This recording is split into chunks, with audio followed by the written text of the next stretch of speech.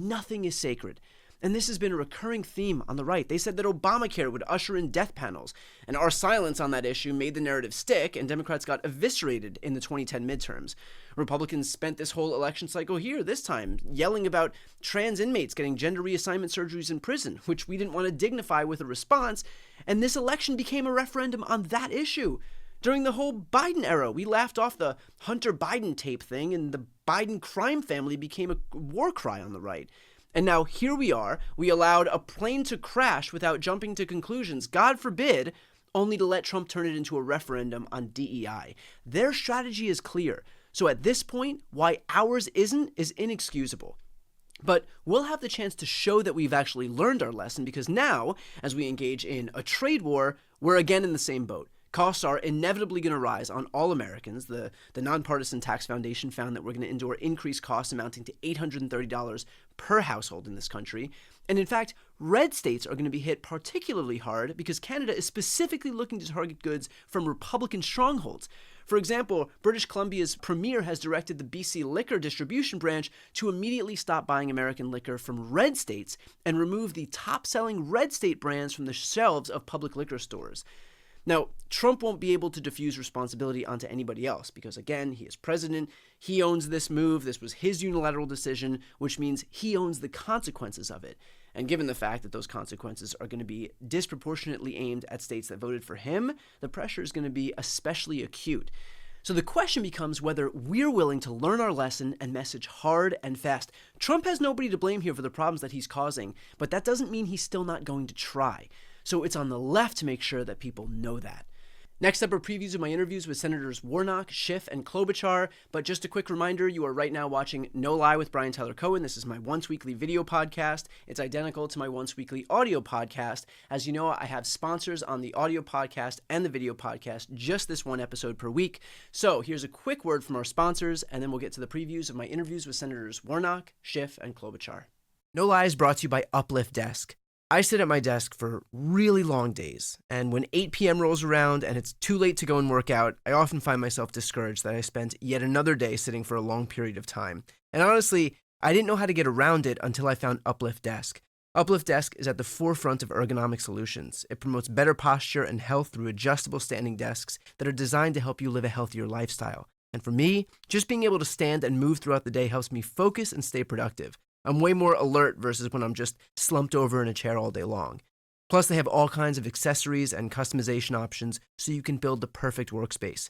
I'm a particular fan of the added shelves for my monitors that give me the entire desk's real estate to use. So make this year yours by going to upliftdesk.com/BTC and use our code BTC to get 4 free accessories, same-day shipping, free returns, and an industry-leading 15-year warranty that covers your entire desk and an extra discount off your entire order. That's upliftdesk.com/BTC and use code BTC for a special order. And it's only available at our link. Start 2025 right. Stand, move, thrive with Uplift Desk. No Lie is brought to you by Armor Colostrum. Before I worked in politics, I spent years working in gyms. I'm really big on health products and ways to improve fitness and metabolism, and I've been hearing about Armor Colostrum for a while now. I didn't know what it was, I asked around, and I realized that damn near everybody I knew about it. It's really well known, and its health benefits are too. So here's the deal. Armor Colostrum strengthens immunity, it optimizes your whole body microbiome, and strengthens your immune barriers along the mouth, sinuses, lungs, gut, urinary, and reproductive tract to guard against unwelcome particles for your strongest immune health. And that's just scratching the surface. It also fortifies gut health, ignites metabolism, vitalizes hair growth, enhances skin radiance, and fuels performance and recovery.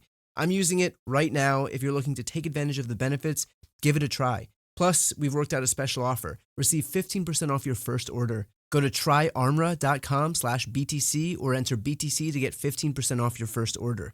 That's tryarmra.com/BTC. Going back to the tragic crash that happened in Washington, D.C., Donald Trump took to the podium and immediately started blaming diversity, blaming DEI. He also blamed Democrats. He blamed Joe Biden. He blamed Pete Buttigieg. He blamed the 2020 election. But the crux of what he was blaming was the very concept of diversity.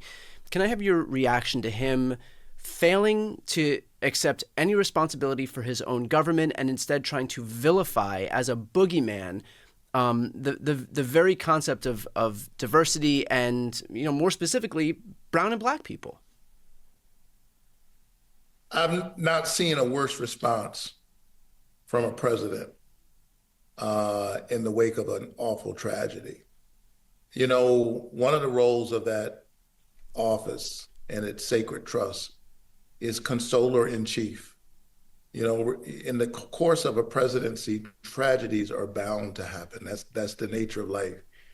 And whether it's a terrible accident like what we saw last night, or a horrific school shooting, which we see too many of,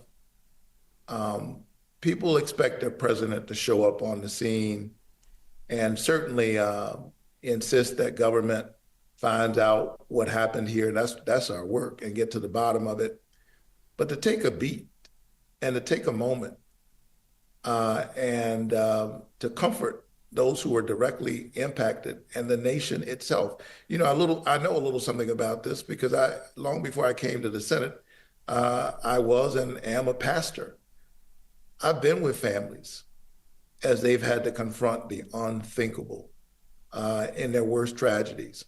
And I can tell you, not just as a member of the Senate, but as a pastor, that for Donald Trump to pile on his politics and his bigoted agenda on top of the pain that these families are already feeling is way beyond the pale.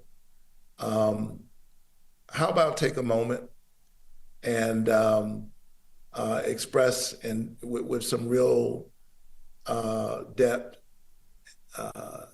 the pain that people are feeling in this moment. And then let's get to the bottom of this, that he would use this moment when bodies are still literally on the bottom of the Potomac and families are being notified, that he would use this moment to advance his agenda of attacking DEI and attacking Democrats speaks volumes. And not only is it shameful, quite frankly, it's dangerous. The reason why we have the safest aviation system in the world is because all prior presidents, Democrats and Republicans, have left politics out of this kind of investigation. He should do the same. There were numerous instances where Akash Patel did appear to lie under oath, chief among them by pretending that he was unfamiliar with the January 6th insurrectionists who created that anthem, but also pretending not to know who a podcast host was, who he appeared with 8 times, refusing to answer whether or not he said he wants to turn the FBI into a museum to the deep state. Do your colleagues on the right have so little regard for their own advice and consent role that they're willing to just be lied to, all because this is a Republican nominee? Well, I guess time will tell whether a sufficient number of them will reject this plainly unqualified, disqualified person. I tried my best at the end of the hearing to appeal to my colleagues by saying, how is it that we even got here where we're considering someone so clearly unfit for this job when we've had other people like Chris Wray and others in the past who had great experience, who had integrity? How has it come to this, to Kash Patel?